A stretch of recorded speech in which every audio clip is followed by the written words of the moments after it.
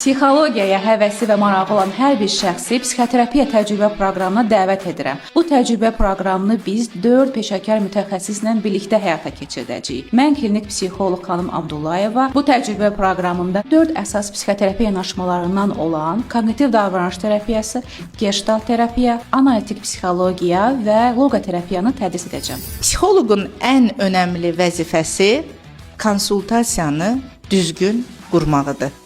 Doğru verilən suallar, doğru verilən praktika.